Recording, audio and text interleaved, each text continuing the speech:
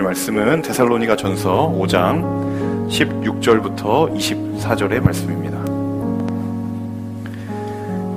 데살로니가 전서 5장 16절에서 24절의 말씀, 저와 여러분 한 절씩 교독하도록 하겠습니다. 데살로니가 전서 5장 16절에서 24절입니다. 제가 먼저 읽도록 하겠습니다. 항상 기뻐하십시오. 쉬지 말고 기도하십시오. 모든 일에 감사하십시오. 이는 그리스도 예수 안에서 여러분을 향하신 하나님의 뜻입니다. 성령을 소멸하지 마십시오. 예언을 멸시하지 마십시오. 모든 것을 분별하고 선한 것을 취하십시오. 악은 어떤 모양이라도 피하십시오. 평강의 하나님께서 친히 여러분을 온전히 거룩하게 하시고 우리 주 예수 그리스도께서 오실 때 여러분의 영과 혼과 몸을 다 흠이 없게 지켜주시기를 빕니다. 함께 읽습니다. 여러분을 부르시는 분은 신실하시니 그분이 또한 이루실 것입니다. 아멘. 우리 대림절의 세 번째 말씀을 함께 나누고자 합니다. 데살로니가 전서는 여러분 잘 알고 계시는 것처럼 사도 바울이 데살로니가 교회를 향하여 쓴 편지이기도 하죠. 바로 이 편지를 쓴 사람 사도 바울, 개인적으로 사도 바울을 볼 때마다 굉장히 매력적인 사람이다라는 생각이 듭니다. 어떤 이유에서냐면 제가 한 두 가지 정도의 측면에서 그런 생각이 드는데요. 첫 번째는 사도 바울은 한 번 돌아서면 다시 뒤를 돌아보지 않는 것 같아요. 잘 알고 계신 것처럼 사도 바울이 평생 부끄러울 것 없이 살아왔던 사람은 아닙니다. 이 사도 바울에게도 굉장히 아킬레스건이 있었죠. 부인하고 싶지만 부인할 수 없는 과거가 분명히 존재했습니다. 그 과거는 바로 예수님을 만나기 이전의 과거입니다. 물론 이것 때문에 사실 사도 바울이 예수님 앞에 부르심을 받은 이후에도 사도 바울을 대적하는 수많은 사람들이 이 사실을 가지고 집요하게 사도 바울을 공격을 했죠. 과거의 삶, 예수님을 만나기 이전까지 그리스도인들을 핍박하며 복음의 걸림돌에 가장 앞서서 예수님을 부인하고 그렇게 공격했던 삶이죠. 하지만 그가 다메섹 도상에서 예수님을 만나고 회심한 이후에 그 이후에 사도 바울은 절대로 과거를 돌아보지 않았습니다. 한마디로 말하면 복음에 붙들림 받은 이후에 그의 삶은 두 번 다시 자신의 과거를 돌아보지 않는 삶으로 나아갔다는 거죠. 굉장히 쉽지 않습니다. 자신의 뼈아픈 과거를 돌아보지 않고 하나님께서 주신 그 길을 향해서 나아간다는 것은 아주 웬만한 결단이 아니면 쉽지 않은 부분이죠. 하지만 사도 바울을 통해서 하나님은 우리에게도 도전을 주십니다. 저와 여러분의 삶 또한 이미 하나님을 알기 이전에 내가 하나님 앞에 다시 다 내려놓았던 것들을 다시 돌아보지 않고 주님의 부르심을 향해 나아갈 수 있는 저와 여러분 되실 수 있기를 주님의 이름으로 축복합니다. 두 번째 이유는 사도 바울은 안주하지 않았다는 거예요.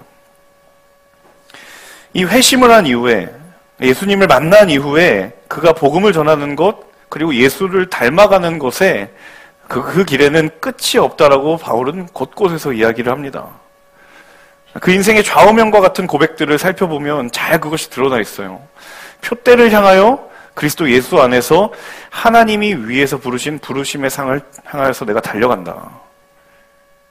너희 속에 그리스도의 형상을 이루기까지 다시 너희를 위하여 해산하는 수고를 내가 한다. 이미 구원의 감격을 경험했고 이미 나에게 믿음이 주어졌지만 사도 바울은 거기에 머무르지 않고 나의 생각과 나의 인생의 방향성과 내 삶의 가치관이 하나님을 닮아가는데 끊임없이 애썼던 사람이에요.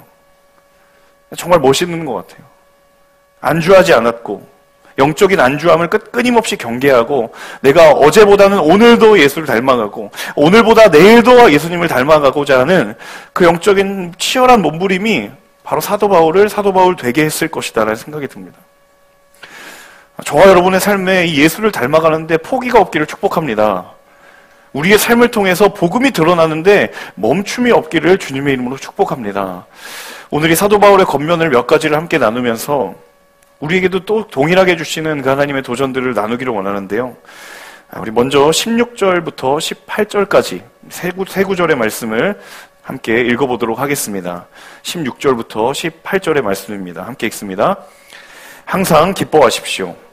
쉬지 말고 기도하십시오. 모든 일에 감사하십시오. 이는 그리스도 예수 안에서 여러분을 향하신 하나님의 뜻입니다. 이 구절은 사실 너무도 잘 알려져 있는 성경 구절입니다. 기뻐하라, 기도하라, 감사하라.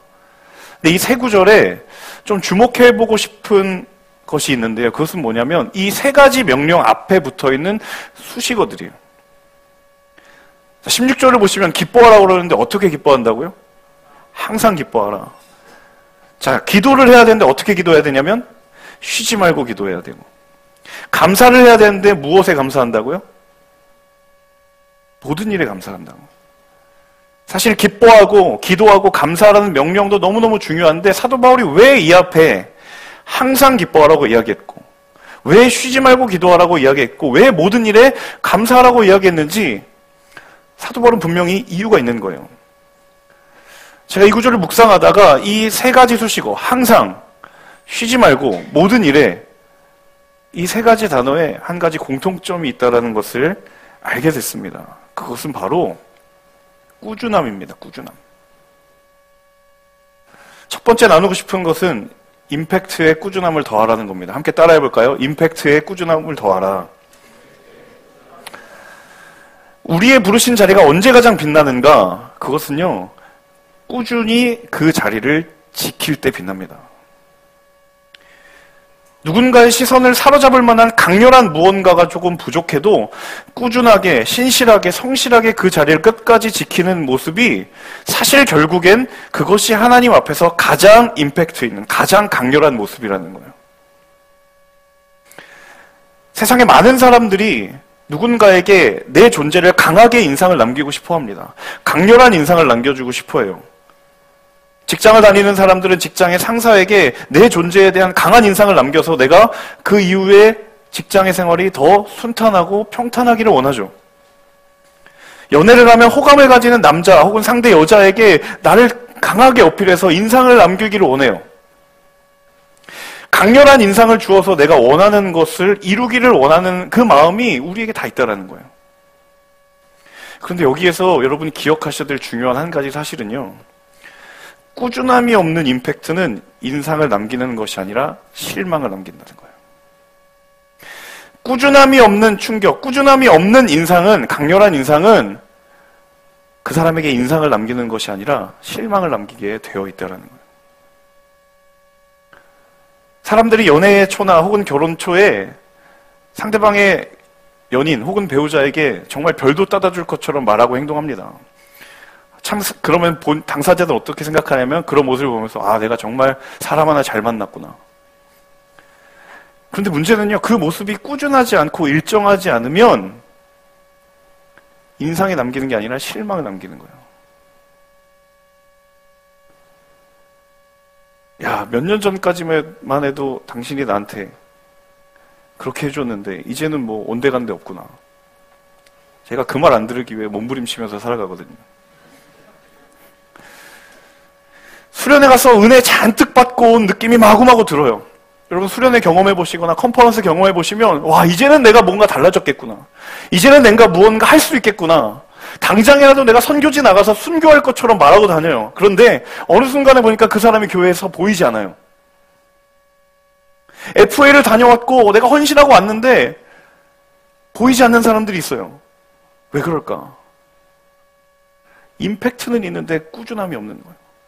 내가 받은 강렬한 인상이 있고 강렬한 충격이 있는데 거기에 꾸준함이 없고 성실함이 없으니까 거기에 열매가 없는 거예요. 여러분 신앙생활도 마찬가지입니다. 많은 사람들이 하나님 앞에서 영적인 충격을 받고 싶어요. 정말 강렬한 무언가의 경험을 하고 싶어 합니다. 그런데 반면에 영적인 꾸준함과 성실함에는 많은 사람들이 그리 매력을 보고 있지 않고 그렇게 많이 관심을 갖지 않아요. 왜냐하면 꾸준한 것은 어렵거든요. 시간도 오래 걸리고 기다림이 필요하고 때로는 인내해야 됩니다. 하지만 임팩트는 순간적입니다. 금방 드러납니다. 내가 짧게 무언가를 헌신하면 바로 나에게 눈앞에 보여집니다. 그런데 그 임팩트의 꾸준함과 신실함 그리고 우리의 성실함이 더해지지 않으면 그것은 껍데기에 불과한 열매가 된다는 사실입니다. 여러분, 사도 바울의 믿음의 여정에는 영적인 임팩트가 있었습니다.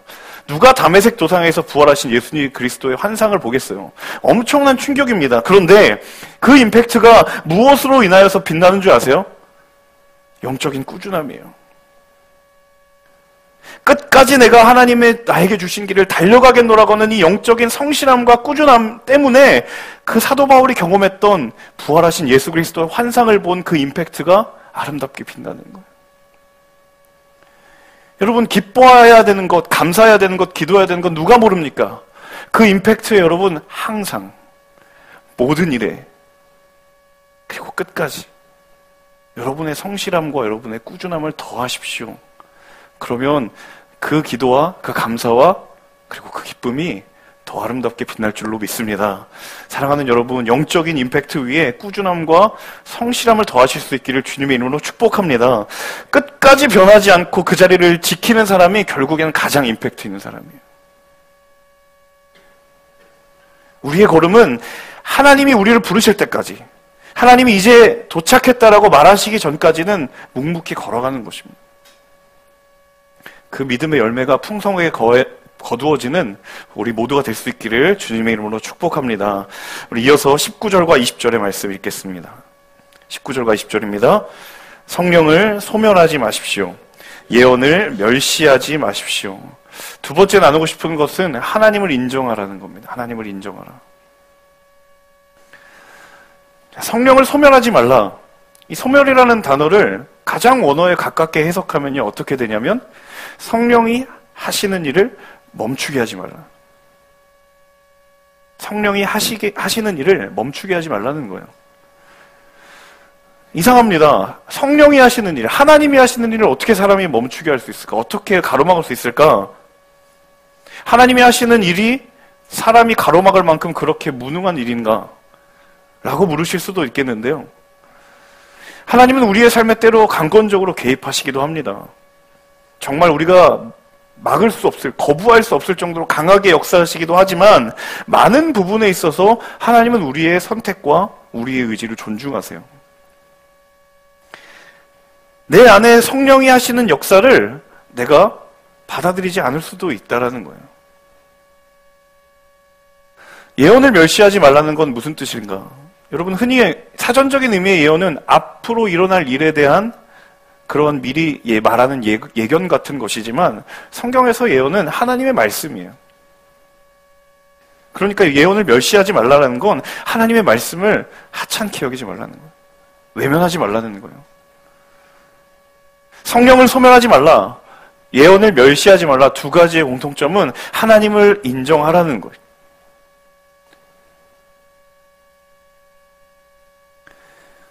혹시 이 가운데 그런 생각을 하고 계신 분이 있을지 모르겠어요. 내가 지금 여기서 예배하고 있는데, 내가 하나님을 믿고 있는데 이게 내가 하나님을 인정하는 증거 아닙니까? 내가 지금 하나님 인정하고 여기 왔는데 내가 또 그 말 들어야 됩니까? 라고 생각하실 수도 있습니다. 네, 맞습니다. 그런데 우리의 삶의 순간순간마다 하나님을 인정해야 하는 그 인생의 기로에서 우리는 과연 하나님이 기뻐하시고 하나님이 원하시는 선택과 결정을 하고 있느냐라는 겁니다.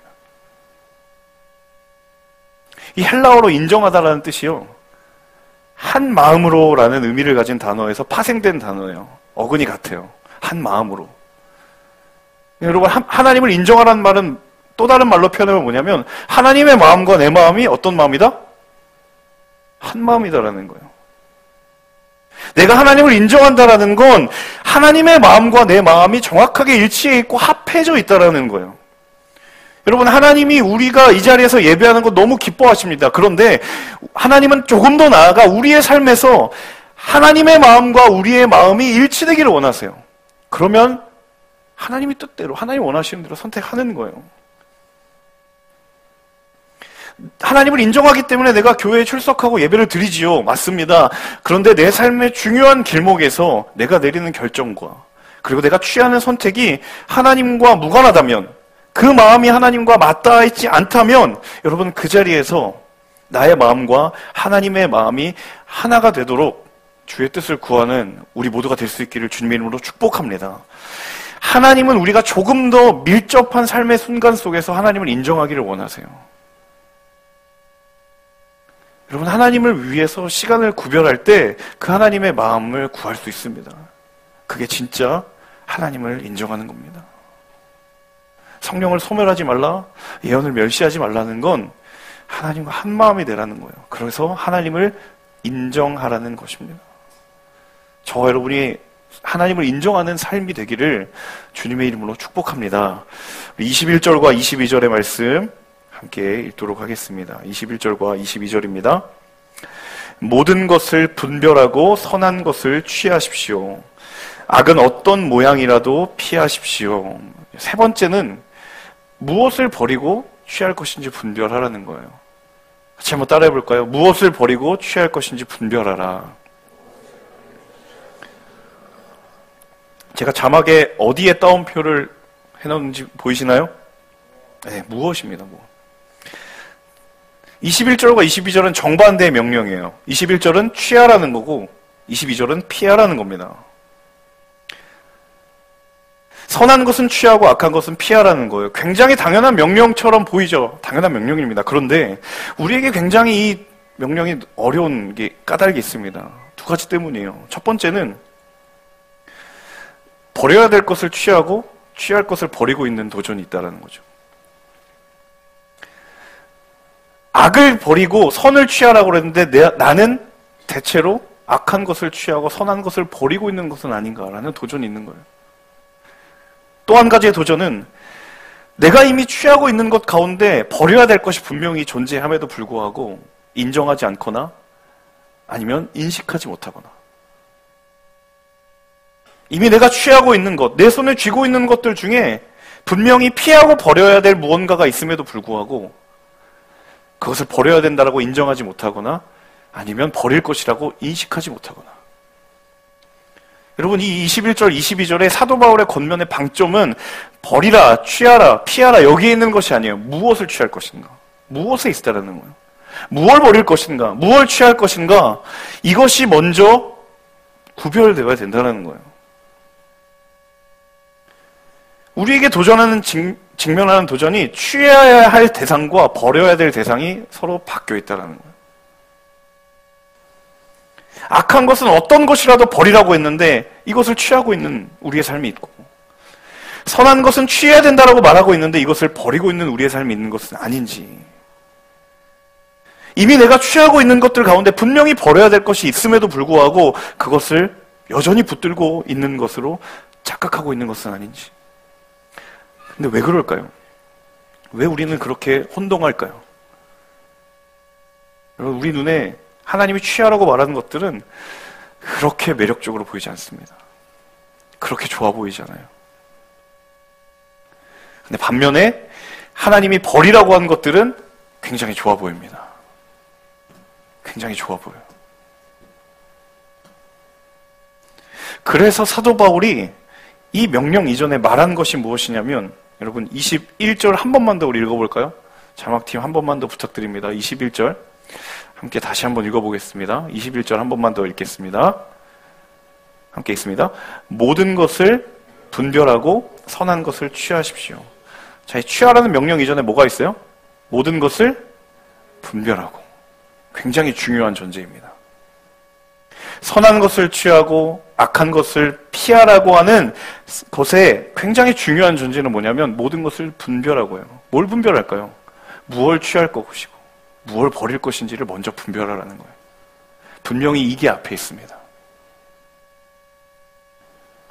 여러분 기도해야 됩니다. 하나님, 내가 무엇을 분별하고, 내가 무엇을 버리고 무엇을 취해야 될 것인지 먼저 분별하게 해 주시옵소서. 선택하고 버리기 이전에 분별이 먼저라는 거예요. 취하는 선택과 버리는 선택 이전에 무엇이 버릴 것이고 무엇이 취할 것인지를 깨닫는 분별이 먼저라는 거예요. 무엇을 선택해야 되고 무엇을 버려야 될 것인지 모르시는 분들은 주의 뜻을 구하십시오. 또 한편으로 하나님, 내가 무엇을 버리고 무엇을 취해야 될지를 압니다. 근데 그렇게 잘 되지 않는다면 결단할 수 있는 용기를 달라고 기도하십시오. 여러분, 우리 잘 알고 있습니다. 무엇을 버려야 될지, 그리고 무엇을 취해야 될지 이미 우리는 다 알고 있습니다. 그렇게 할 수 있는 믿음의 용기를 달라고 기도하시는 저와 여러분 되실 수 있기를 바랍니다. 마지막 23절과 24절 함께 읽겠습니다. 함께 읽습니다. 평강의 하나님께서 친히 여러분을 온전히 거룩하게 하시고 우리 주 예수 그리스도께서 오실 때 여러분의 영과 혼과 몸을 다 흠이 없게 지켜주시기를 빕니다. 여러분을 부르시는 분은 신실하시니 그분이 또한 이루실 것입니다. 마지막 한 가지는 하나님이 하실 것임을 기억하라는 거예요. 이 모든 일, 우리의 모든 결단은 하나님이 결국엔 하실 것임을 기억하는 겁니다. 데살로니가 교회의 대부분의 성도들이 어떤 배경을 가지고 있냐면요, 그들은 이방인이었다가 그리스도인이 된 사람들이에요.